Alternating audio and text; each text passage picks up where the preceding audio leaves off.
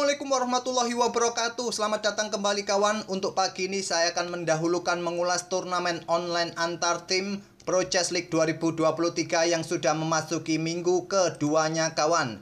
Barulah nanti sore akan kita ulas turnamen Over the Board WR Chess Master, di mana ada permainan yang cukup menarik nanti sore yang bisa kita ulas, yaitu permainan pertarungan antar anak muda kembali kawan Vincent Kemmer melawan Abdus Satrov. Tapi kita akan ulas nanti sore. Sementara kita fokus di minggu kedua Pro Chess League 2023 ini kawan, dimana di minggu kedua hari pertama ini jadwalnya tim Magnus Carlsen kawan, yaitu Kanada Chess Bra, yang diperkuat juga atau dikapteni oleh Erik Hansel asal Kanada kawan. Sementara di hari pertama minggu kedua ini tim Chess Bra kembali menurunkan Magnus Carlsen bersama Arian Tari, Razvan Petro, dan Jennifer Yu kawan. Dan kebetulan Chess Bra ini berhadapan dengan tim India, Indian Yogis, yang diperkuat oleh Vidit Gujrati, Raunat Satwani, dan dua International Master untuk hari pertama ini kawan yang mereka turunkan.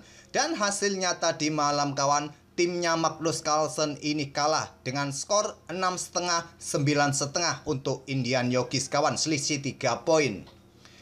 Dan partai yang lain kawan mempertemukan tim asal Brasil yang diperkuat oleh Vladislav Artimev bersama Jose Martinez dan menang atas Charlotte Cobras kawan dengan skor akhir yang cukup telak, yaitu 8,5, 3,5 kawan. Cukup telak kemenangan Brasil Capybaras ini kawan melawan Charlotte Cobras ini. Dan besok jadwalnya adalah Norway Gomez ini akan bertemu dengan Levitov Chess Wizard, dan juga Garden State Passer akan bertemu dengan Spanish Maniac Stream kawan. Itulah jadwal-jadwalnya kawan. Untuk lebih lengkapnya melihat jadwal pertarungan antar tim di turnamen antar tim ini kawan, bisa kalian lihat di chess.com. Info-info mengenai detail turnamen ini juga ada di situ kawan. Link seperti biasa ada di kolom deskripsi. Silakan kalian klik saja di situ. Nanti kalian bisa juga otak-atik permainan mereka kawan di live gamenya seperti ini yang nampak di layar monitor ini kawan. Bisa kalian mainkan di situ. Kalian otak-atik tanpa melihat channel admin juga bisa untuk mempelajari permainan-permainan Grandmaster di event-event turnamen utama kawan. Oke, untuk permainan pertama yang akan kita ulas ini kawan, kita lihat permainan Magnus Carlsen kawan. Pada game keempatnya kawan bertemu dengan Vidit Santos Gujrati. 3 game sebelumnya Magnus Carlsen ini menang kawan, menang atas 2 International Master asal India, satu tim dengan Vidit ini kawan, dan 1 Grandmaster yaitu Raunat Satwani. Sekarang game keempat kawan, dimana dia harus berhadapan dengan Vidit Santos, dan Carlsen mengawali dengan pembukaan Nimzo Larsen attack dengan pion B3. Kalau kalian menemui pembukaan seperti ini sebagai hitam, apa yang kalian pilih untuk melanjutkan langkah kawan? Ya tentu saja saat lawan bermain dengan permainan sayap-sayap kawan, ini merupakan pion sayap, ya kalian balas juga bisa bermain dengan pion-pion pusat kawan. Jalur utamanya adalah pion E5 yang merupakan pilihan utama, dan akan sedikit saya lanjutkan jalur utamanya. Kuda C6, pion E3 kawan, di sini kuda F6 dan gajah B5, pion D6. Jalur utama dari permainan Nimzo Larsen attack. Tapi di sini Vidit memilih dengan pion D5-nya, dan kuda F3 merupakan pilihan utama pada posisi ini. Carlsen memilih pengembangan gajah Viacentonya ke B2, sudah menyiapkan petak bagi gajah Viacento, sesegera mungkin menempatkan gajah ini kawan.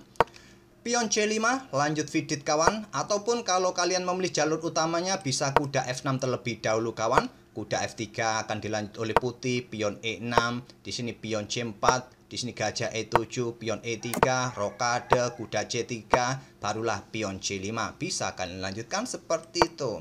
Masih banyak pilihan dalam tahap pembukaan, tapi kalau kalian tidak menguasai setiap pembukaan, langkah-langkah di awal pembukaan kalian miskalkulasi atau salah melangkah, juga bisa membuat fatal di awal-awal pembukaan kawan. Itulah kenapa admin ini setiap video sering admin tunjukkan beberapa opsi utama dalam pembukaan-pembukaan kawan. Oke, pion C5 dipilih oleh Vidit, pion E3 lanjut Carlsen, pion A6, di sini kuda F3 lanjut Carlsen, kuda C6, pion D4 tantang Carlsen, ditolak dengan pengembangan kuda F6, dan Carlsen melanjutkan pion dipukul pion C5, pion E6, membuka akses gajah untuk rebut pion ini kembali, pion A3. Di posisi ini kawan, Vidit juga pernah mengalami saat menghadapi Nakamura kawan, di mana Nakamura bermain dengan langkah pion C4 seperti biasanya kawan. Tapi di sini Carlsen memilih dengan pion A3 dan gajah ambil pion C5, dan ini merupakan pion A3 ini merupakan langkah baru yang belum pernah terjadi sebelumnya kawan. Gajah ambil pion C5, Carlsen mendapatkan tempo dengan pion B4 sekarang, gajah mundur ke A7, menempatkan sniper di diagonal ini kawan. Tapi coba lihat konstruksi pion putih ini cukup solid di peta F2, peta E3 ini. Kemungkinan nanti juga akan direposisi gajah ini kawan, karena diagonalnya cukup ketat pada posisi ini oleh Carlsen. Kuda B D2 lanjut Carlsen, rokade, pion C4 sekarang, pion dipukul pion C4, kuda ambil balik pion C4, dan di sini pion B5, kuda D6. Kalau tadi kawan hitam mendahului pertukaran menteri seperti ini, ya jelas akan sedikit menguntungkan bagi putih. Bentengnya mempunyai tempo lebih cepat menguasai lajur D yang terbuka ini kawan. Oleh karena itulah Vidit ini menahan diri agar didahului juga oleh Carlsen agar bentengnya juga bisa menempati lajur pusat. Pion B5 terlebih dahulu, kuda D6 coba incar gajah terang, dan di sini gajah dipertahankan kawan oleh Vidit, gajah D7. Selanjutnya pengembangan gajah D3, menteri E7, coba tekan kuda kawan, dibiarkan oleh Carlsen memilih dengan rokade mengamankan rajanya segera mungkin. Vidit tidak berani ambil kawan kuda ini langsung, jelas ancaman discover tempo skak, menteri nanti bisa tewas oleh menteri putih. Terlebih dahulu blokade dengan kuda D5 dan Carlsen menghindari ancaman dari menteri, kuda lari ke peta E4. Kemudian mungkin akan ke peta outpost peta C5 kawan. Dan gajah ini rasanya juga akan direposisi ke diagonal ini. Tapi sementara mungkin benteng akan ditempatkan di lajur yang terbuka terlebih dahulu agar tidak terhalangi oleh gajah nanti di peta B8. Kita lihat saja. Benteng FD8, di sini benteng C1, gajah mundur ke peta E8 langsung membuka akses bagi bentengnya kawan di sini. Menteri menghindar ke E2 juga memberikan tempat bagi bentengnya menuju pusat, pion H6 dan benteng FD1. Benteng C8, di sini pion H3 sama-sama untuk memperkuat kontrol peta G4, G5 bagi peta masing-masing. Dan di sini gajah B6. Tidak terburu-buru, langsung ditempatkan di diagonal ini kawan. Langkah terbaik memang memilih peta B6 daripada peta B8 dari hitam ini. Carlsen melangkah kuda G3 ingin mencapai peta H kawan, dengan posisi gajah berada di diagonal gelap ini untuk pressure peta G7 diantisipasi dengan langkah kuda F6. Kalau Stockfish menyarankan pion F ini kawan dimainkan. Satu peta, dua peta merupakan pilihan terbaik versi Stockfish kawan. Yaitu untuk blokade juga akses gajah terang di sini kawan, membuka akses gajah juga mengawal peta H5.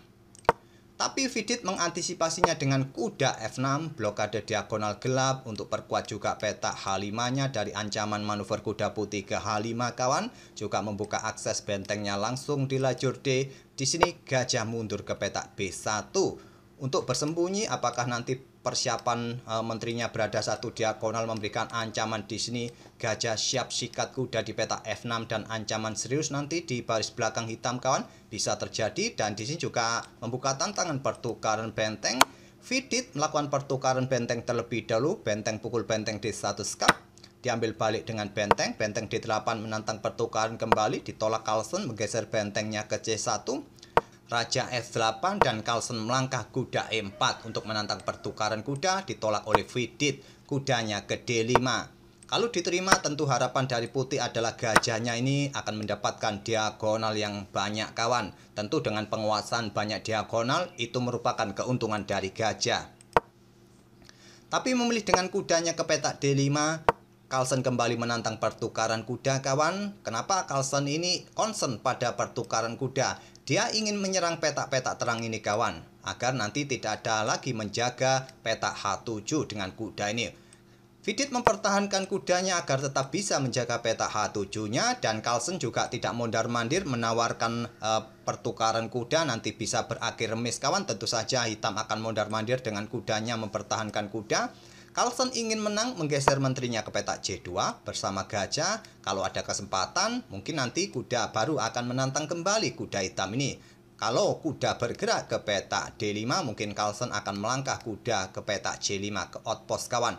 Dan nanti dengan kekuatan kedua gajahnya di diagonal ini akan membuat repot hitam ke depannya. Benteng C8 persiapan X-ray kawan, dan Carlsen di sini kuda E4 ditolak lagi dengan kuda D5. Kalau Stockfish menyarankan langsung saja discover pada Menteri Putih. Dan kalian bisa blokade ancaman dari benteng dengan kuda ke petak J5. Nanti sikat kuda berikutnya kawan, dan persiapan meluncur ke petak H7. Atau kalau kalian ingin sikat kuda ini langsung juga merupakan salah satu pilihan. Tapi yang terkuat adalah kuda ke petak J5. Hitam akan ambil menggunakan pion G kawan. Tapi kalau kalian ambil menteri ini terlebih dahulu, kalian akan kalah tempo dan hitam akan kalah satu perwira di langkah berikutnya. Kalah satu benteng. Tadi setelah gajah ini ambil kuda, diambil balik oleh pion G kawan. Mungkin permainan berlanjut seperti ini. Menteri bergeser ke petak C2, ke petak D2, atau kuda bergerak ke petak J5. Kembali lagi ke langkah aslinya. Vidit memilih kudanya ke petak D5. Dan Carlsen melangkah kuda ke petak J5, membuka akses menterinya kawan. Dan di sini gajah sikat kuda lanjut Vidit. Mungkin terlihat kuda ini cukup mengganggu kawan, langsung saja disikat. Tapi dia tidak melihat petak terang yang ditinggalkan oleh kuda ini kawan. Seumpama kuda ini bergerak ke petak F6, ya kuda ambil pion A6 kawan. Jadi Vidit tidak mau repot adanya kuda yang cukup mengganggu ini. Tapi langkah ini adalah langkah blunder kawan. Karena pada posisi ini ada kombinasi 3 langkah skakmat kawan. Terus langkah terbaik apa bagi hitam di posisi ini kawan? Langkah terbaiknya bisa bermain dengan pion F5, blokade diagonal terang kawan.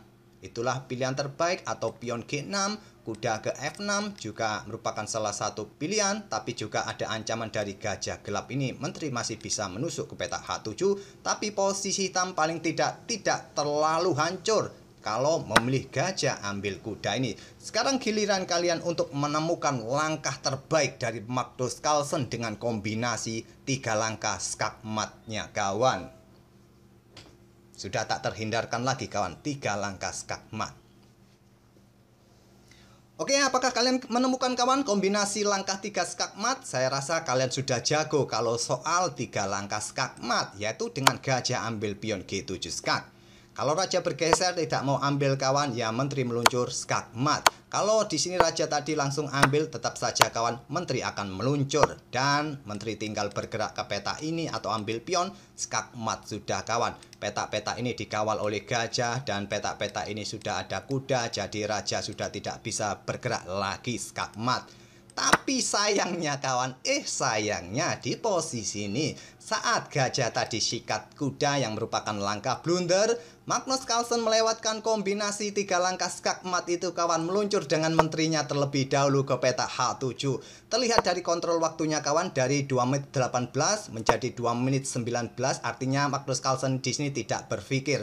Otomatis langkahnya atau pre-move-nya menteri ini bergerak ke petak H7, melewatkan pengorbanan gajah tadi kawan. Pion F6 dimainkan oleh Vidit, blokade diagonal gelap, juga membuka akses menteri menjaga pion, membuka akses juga bagi gajah di diagonal ini. Menteri H8 skak, raja F7, Carlsen sikat gajah C5 dengan bentengnya agar menahan kuda ini. Nanti benteng bisa jatuh kalau kuda bergerak kawan, dan dilanjut dengan langkah menteri ke B7. Pilihan terbaik bagi menteri hitam ini bergerak ke petak D8 ataupun ke petak D7 kawan. Tetap mengharmonisasikan nanti menteri bersama gajah di petak terang ini kawan, tetap menjaga benteng, tapi menteri bergeser ke petak B7. Di sini menteri berdiri sendiri kawan, tidak ada yang mengawalnya, walaupun dia sendiri bertugas untuk mengawal 2 perwira ini. Pion E4 lanjut Carlsen kawan untuk serang kuda. Di sini ada kombinasi terbaik pengorbanan juga yang bisa dilakukan oleh putih kawan. Tapi Carlsen tadi memilih dengan pion E4, salah satu langkah terbaik juga. Kalau kalian sikat pion ini dengan gajah, maksud saya bukan gajah ini, tapi gajah ini yang bergerak ke petak G6 melakukan pengorbanan. Raja akan ambil kawan, dan di sini menteri akan bergerak ke petak G8, mengawasi petak-petak terang ini. Pressure pion di sini nanti diikuti dengan langkah kuda ke petak H4, diikuti dengan pion-pionnya didorong maju, juga memberikan ancaman serius. Tapi ini cukup panjang juga kawan. Kalau dilanjutkan dengan versinya Stockfish, Menteri akan ke D7, kuda H4 skak, raja G5, dan di sini Menteri bisa bergeser ke H7. Kalau sampai kuda ini diambil kawan, ancaman skakmat lebih cepat dan raja ke G5, diikuti Menteri ke petak G4 skakmat. Langkah terbaik saat Menteri bergerak ke petak H7 ini bisa melanjutkan dengan langkah ini kuda ke petak E5 kawan. Dan di sini mengorbankan benteng, diambil oleh benteng putih. Menteri tidak akan berani ambil karena ancamannya juga serius di sini kawan. Tapi variasi ini terlalu panjang untuk dikalkulasi dalam permainan cepat. Sekali lagi, kontrol waktu permainan ini adalah 10 menit increment 3 detik saja kawan. Jadi harap maklum, kalau menemukan variasi seperti ini juga mungkin kesulitan juga sekelas Grandmaster kawan. Tapi tidak mungkin juga bagi Magnus Carlsen. Tapi tipikal Magnus Carlsen ini kawan tidak terlalu suka dengan pengorbanan-pengorbanan. Jadi langkah presisinya itu prinsipnya adalah menyerang tanpa berkorban. Salah satu prinsip dari permainan Magnus Carlsen. Pion E4, kuda F4, dan di sini kawan Menteri bergerak ke petak H7. Langkah kesalahan kawan dari Magnus Carlsen kembali melewatkan langkah terbaiknya dengan ide pengorbanan lagi. Kali ini dengan gajah kawan. Gajah gelap ambil pion F6. Jika diambil oleh raja, kita dahulukan saja. Jika diambil oleh pion, Menteri ke sini dan Menteri di sini tewas karena Menteri ini berdiri sendiri, tidak ada yang menjaga. Tentu ancamannya seperti ini kawan. Oleh karena itu dari tadi Stockfish menyarankan Menteri ini berkoordinasi dengan perwira yang lain agar harmonisasi koordinasinya. Seumpama di sini raja ambil gajah kawan, maka selanjutnya Menteri akan ke petak F8 skak. Kalau diblokade oleh gajah, bisa berlanjut pion ini didorong maju skak. Dan di sini diambil oleh kuda, tidak ada pilihan lain kawan, dan bisa berlanjut benteng pukul benteng. Putih akan menang kualitas perwira. Seumpama di sini tadi skak ini diblokade oleh Menteri, maka selanjutnya bisa bergerak ke petak D6 Menteri putih kawan. Coba pin pion ini nanti diikuti dengan langkah benteng bergerak ke sini melakukan ancaman dan Menteri bisa jatuh juga untuk mengincar kuda di sini kawan. Putih masih tetap menang dan sangat dominan. Dan sulit untuk menghindari ancaman dari benteng bergerak ke petak F5 nanti. Kalau Stockfish menyarankan kuda ke petak E2 skak, raja bergeser dan pion G6 dimainkan kawan. Di sini untuk perkuat petak F5 ini dari ancaman benteng, juga membuka sebanyak mungkin ruang bagi raja. Tapi kuda ini juga tewas kawan. Sekali lagi efektivitas perwira-perwira putih sangat dominan dalam posisi menyerang ini. Tapi Carlsen melangkah dengan Menteri H7, langkah blunder melewatkan langkah-langkah emasnya kawan. Vidit melangkah kuda E7, menantang pertukaran benteng juga untuk memperkuat posisi raja di petak-petak ini kawan. Dan di sini Carlsen membuat langkah kesalahan kembali kawan. Stockfish menyarankan kuda ke petak H2 atau kuda bergerak ke petak D4 kawan. Tapi Carlsen melangkah kudanya ke E5, membuat langkah pengorbanan. Harapan Magnus Carlsen seperti ini kawan, dengan kekuatan gajah bersama Menteri membuat ancaman skakmat. Tapi yang menjadi miskalkulasi di posisi ini kawan, ada kuda yang bisa antisipasi. Kuda H5 dan di sini pion G4 untuk mengejar kuda kawan, tapi simpel kuda masih bisa ke petak F6, ancaman skakmat tidak akan terjadi. Terlebih dahulu Vidit sikat benteng C5 kawan dan akan sikat gajah ataupun ancaman di sini. Oleh karena itu Carlsen kehilangan tempo untuk ambil balik benteng hitam di petak C5, kemudian kuda F6. Gajah ambil kuda F6, diambil balik oleh raja, tidak mungkin diambil balik menggunakan pion karena posisinya kena pin. Di sini pion G5 lanjut Carlsen, pion H pukul pion G5, pion E5 skak, raja bergeser ke F7 saja. Kalau ambil pion ini akan memberikan kesempatan putih untuk keluar menyerang terus. Walaupun baik-baik saja kalau dilanjutkan kawan, hitam masih tetap menang. Dengan Menteri ambil pion skak, raja bergeser, Menteri ambil pion lagi skak, raja bergeser. Kalian tidak bisa melakukan skak di sini, masih ada kuda, jadi harapan untuk mendapatkan Menteri tidak akan bisa kawan. Ya, di sini mungkin akan bergerak Menteri ke petak E5 kawan, ataupun langsung saja tak ada masalah tapi masih ada kuda. Hitam masih bisa menang kalau ambil pion ini, tapi langkah terbaiknya memang raja ke petak F7. Dan dengan keberadaan kuda kawan bisa mengawal posisi raja. Jika ada ancaman di belakang, masih ada kuda nanti bisa blokade di petak G8. Ataupun sekarang kuda mengawal petak-petak terang ini. Jadi posisi raja sudah cukup nyaman. Tinggal giliran Menteri Hitam akan keluar menyerang kawan. Menteri H5 terlebih dahulu lanjut Carlsen, raja mundur ke F8. Kalau ada skak ya simple kawan, ada kuda di sini. Tak ada masalah. Kalau disusul oleh gajah nanti di sini kawan ada kuda, masih ada gajah yang bisa backup kudanya di peta ini. Tak ada masalah. Menteri nanti bisa meluncur untuk melakukan serangan. Carlsen melanjutkan ambil pion G5, Menteri F3. Ancaman di sini kawan untuk mendapatkan gajah, pressure pion di sini juga untuk bertahan di lajur F. Menteri G4 tantang Carlsen, menolak dengan gajah J6. Carlsen menukarkan menterinya kawan, dan Carlsen di sini sudah terlihat dalam posisi kalah kawan karena kalah 1 perwira. Tapi Carlsen belum mau menyerah kawan, masih berharap pada kontrol waktunya yang sedikit lebih cepat atas Vidit, karena Vidit hanya tersisa beberapa detik saja kawan. Kemudian kuda lompat ke A5 lanjut Vidit mencapai peta C4 nanti, jelas incaran peta A3 ini kawan. Pion H4, kuda C4, gajah D3, kuda ambil pion A3. Di sini Carlsen masih belum mau menyerah, berharap bisa menjatuhkan kontrol waktunya Vidit kawan. Tapi pada posisi ini Vidit sudah sangat enjoy walaupun tersisa beberapa detik kawan. Dia yakin pada posisi kemenangan, terus mendorong pion-pion sayap menterinya. Ini membuat repot rajanya Carlsen kawan. Dan dengan langkah kuda D4 ini mengakhiri permainan atau perlawanan Magnus Carlsen. Posisi kuda menjaga pion, dalam posisi juga ancam gajah kawan. Dan gajah ini harus tetap mempertahankan diagonal ini agar pion hitam tidak bisa promosi. Tapi dia akan kehilangan pionnya beberapa langkah lagi kawan di peta E6 ini. Anggap saja permainan berlanjut, gajah ini bergerak ke peta D3, maka raja ataupun kuda bisa ambil pion yang di sini, dan saya rasa tak perlu kita lanjutkan lagi kawan. Sangat mudah dalam permainan endgame seperti ini kalian bisa menang. Anggap saja dengan raja kawan, nanti raja bisa bergerak untuk melindungi kuda, kuda melindungi pion, dan tersisa 2 pion putih, simple nanti bisa kalian ambil. Dan seterusnya tak perlu saya jelaskan lagi, saya rasa kalian lebih jago daripada admin untuk bermain dengan endgame seperti ini kawan.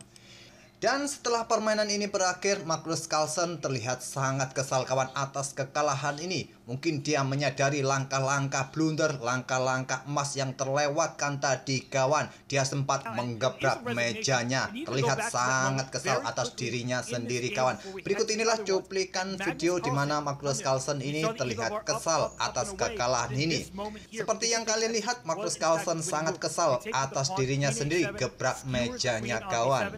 Cukup menarik memang kalau ada momen-momen seperti pemain kesal, frustasi, tersorot kamera, itu memang cukup menarik.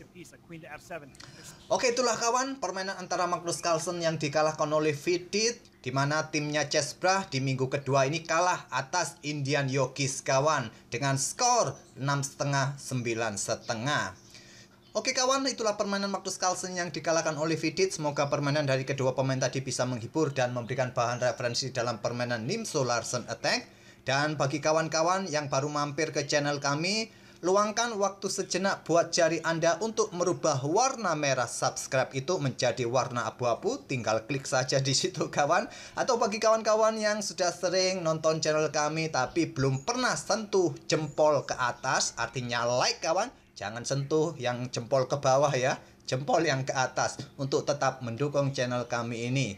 Itulah harapan admin bagi kawan-kawan semua untuk mendapatkan dukungan dari kawan-kawan serta kritik-kritikan. Tentu dengan tangan terbuka akan admin terima semua kritik dan saran kawan-kawan semua. Kita akan bertemu di video-video berikutnya. Terima kasih. Wassalamualaikum warahmatullahi wabarakatuh.